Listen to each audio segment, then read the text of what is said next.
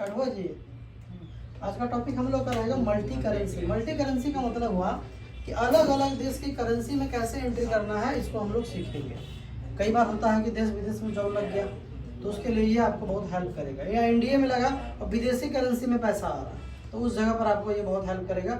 एक बार इसकी सेटिंग आपको कर लेनी है, उसके बाद ये अपने आप होता रहेगा।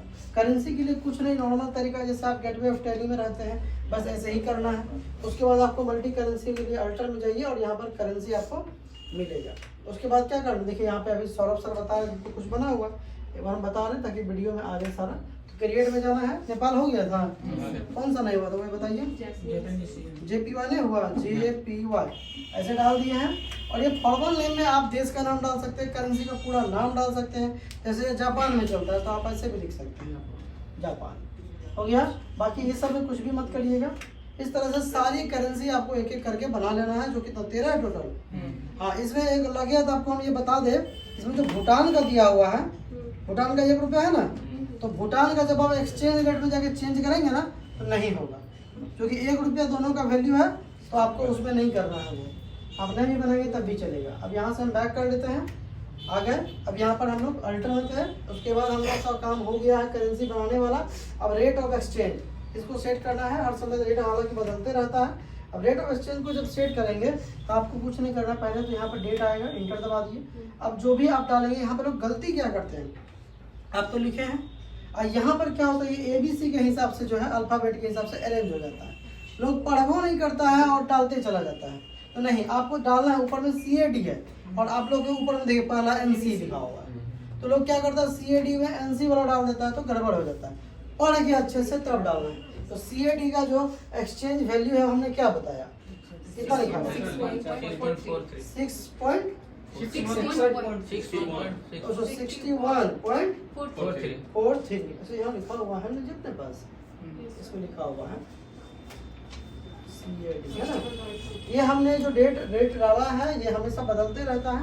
हम इस समय वीडियो बना रहे उस समय हम ये डाले हैं, अब हो सकता है बाद में कोई दूसरा रेट हो जाए। अब ये स्टैंडर्ड रेट क्या होता है, आप कंट्रा में एंट्री करिए, पेमेंट में करिए, रिसिप्ट में करिए, सब में ये स्टैंडर्ड रेट वाला वर्क करेगा।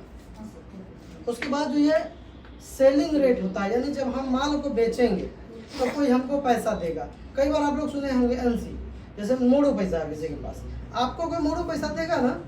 अगर कोई आपको 1 लाख रुपया दिया तो आप क्या चाहिएगा, कितना रुपया उसका होगा, 60,000, लेकिन एक्चुअल में 62,500 होता है। लेकिन जब आपके पास 1 लाख रुपया रहेगा और आप किसी को दीजिएगा तो आपको अगर रेट पता है तो आप चाहिएगा कि इसका 62,500 हमको मिलना चाहिए, तो 2,500 नुकसान हो गया।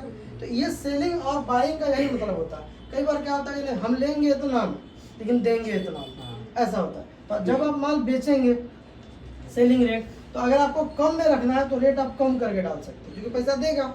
और जब आप माल खरीदेंगे तो रेट आप ज़्यादा देना चाहते हैं तो आप वो रेट को सेट कर सकते हैं अलग अलग। फिलहाल हम यहाँ पर जो है तीनों में बराबर डाल रहे हैं ताकि ठीक रहे। जिंदाबाद जिंदाबाद। हाँ छोड़िए, GBP का कितना रेट है, 104.73 और उसके बाद आपका आता है जापान का, कितना है 57 पैसा। यानी इसका एक बात हम आपको बता दें, 57 का मतलब ये हुआ जो भी अमाउंट डाल रहे हैं उस देश का 1 रुपया का वैल्यू अपने देश में कितना है हम यहाँ पर ये डाल रहे हैं, समझ गए। हमारे देश का रुपये की बात नहीं हो रही, उस देश का 1 रुपया का वैल्यू इस देश में कितना है हम यहाँ डाल रहे हैं। ठीक, अब जैसे NC है, नेपाली करेंसी कितना लिखा है, 624 लिखा है, अभी 625 हो गया, हालांकि 0.624 हमने यहाँ पर डाल दिया है ना। फिर यहाँ 0.624, इसी में हम कम कर सकते हैं, हमको 60 पैसा में लेना है तो हम यहाँ 60 पैसा डाल देंगे, फिर 60 पैसा पे कन्वर्ट करेगा, समझे। और देते समय हमको 62.5 पैसा लेना है तो हम 62.5 पैसा लगा सकते हैं। ये डिपेंड करता है हमारे। इस तरह आपको सारा बना लेना है जैसे हमने कुछ बताया है। अब आपको बस कुछ नहीं, इसके बाद सीधा एंट्री करना है और कहीं कुछ नहीं है। अब एंट्री करते समय किस बात का ध्यान रखना है, वाउचर में जाना है। जैसे पहला आपका सवाल जो उसमें है ना उसी से रिलेटेड वाला क्वेश्चन बताइएगा जो बनवाए हैं। एनसी वाला था ना, एनसी बनाया ना, तो ये आप जो इसमें क्वेश्चन बनाएंगे तो 13 क्वेश्चन है और यहाँ 13 करेंसी, तो सभी बनाइएगा। जैसे क्या कि deposit cash into SBI 2 lakh है, 20,000 एनसी। तो अभी कंट्रा वाउचर में बनेगा, F4 दबाएंगे और यहाँ पर हमको कैश लेना है। अच्छा ओपनिंग बैलेंस मिस्टेक हो गया, ओपनिंग बैलेंस डाल देते हैं, फिल्टर में जाते हैं, उसके बाद लेजर कैश और यहाँ पर कितना है 5 लाख हमने डाल दिया ओपनिंग बैलेंस। देखिए यहाँ पे 5 लाख डाल दिया ना। अच्छा ओपनिंग बैलेंस डाले हैं, कैसे पता करेंगे? DAC दबाएंगे तो बता देंगे। चलिए अब हम जाएंगे वाउचर में, कंट्रा वाउचर के अंदर कैश अपने पास कितना है 5 लाख, निकालना है कितना 20,000 और 20,000 डाले। अब सुनिए इसी जगह पर N और C लगाना है।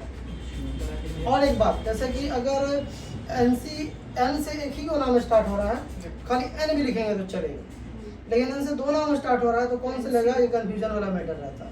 तो आप चाहें तो इसको ट्राई कर सकते हैं। NC लिख दिए हैं और यहाँ पर जो एक्सचेंज रेट आ रहा है तो देखिए आपको 624.64 के हिसाब से 12,480 रुपया हुआ, हो गया। अब ये पैसा कहाँ हमको भेजना है? SBI में। SBI बना हुआ नहीं है, बना लेंगे, किस में जाएगा? Bank account. SBI किस में जाएगा? Bank account. इस तरफ हमारा जाता है तब दिखेगा, ठीक है। इसको एक्सेप्ट कर लेंगे और जो कन्वर्ट किया हुआ अमाउंट है वो सब कुछ आपको यहाँ पर दिखेगा। देख बताएं हम, तो हमारा चैनल पे पूरा वीडियो इसका डाला हुआ है, उस पूरे वीडियो को जाके देखिएगा। अभी एक और 2 बनाते हैं हम, लेकिन चैनल पे जाके पूरा वीडियो देख के घर से आइएगा ताकि यहाँ आप आसानी से एक बार बना सकें, ठीक है। वीडियो नंबर कितना होना चाहिए इस बार? 34 33 34 यही होगा। टेलिंग पर आएंगे 34 33 यही होगा। एक बार कोई देख के बताइए। ओहो साइलेंट करिए। GBP नहीं बना था, GBP नहीं बनाए थे, हाँ सर जापानी से बनाया बनाए थे ब्रिटिश पाउंड। अच्छा ठीक है। अगला सवाल है पेड सैलरी 100 GBP, तो ये कौन वाउचर में बनेगा? पेमेंट वाउचर में बनेगा, बनेगा ना। अब यहाँ पर हम लोग पहले बना लेंगे सैलरी। सैलरी किस में जाता है? इनडायरेक्ट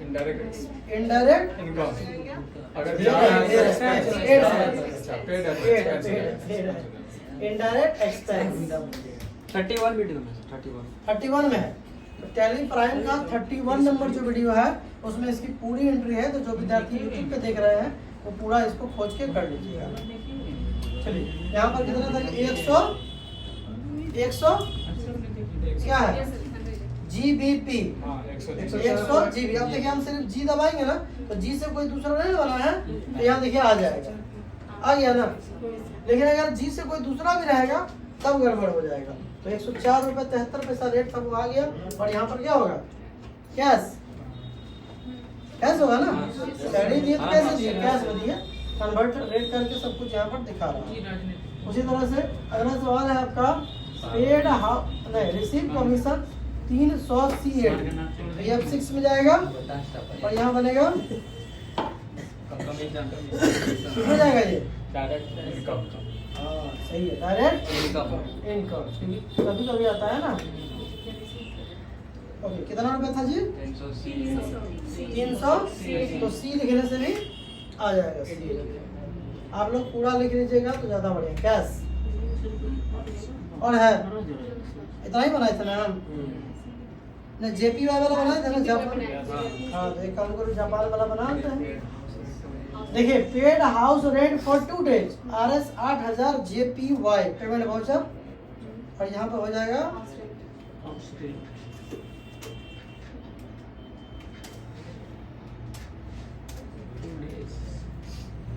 अच्छा किसमें जाएगा? डायरेक्ट एक्सपेंस समझ लिया, पकड़ लिया। क्योंकि 2 दिन के लिए जा रहे हैं, महीना महीना होता तो इनडायरेक्ट में होता। कितना है जी? 8,000। अरे जापान का रुपया का वैल्यू इंडिया में कम है ना, तो क्यों है? जापान देश बहुत आगे है, समझे, लेकिन उसका वो कम है, 4560 रुपये हो गया। इस तरह से पूरी एंट्री बना लेंगे और एंट्री बनाने के बाद जो है आप अपना आंसर वगैरह मिला लीजिएगा। मिलते हैं इन लोग से नेक्स्ट क्लास में, आप लोग से नेक्स्ट वीडियो में। तब तक के लिए जय हिंद।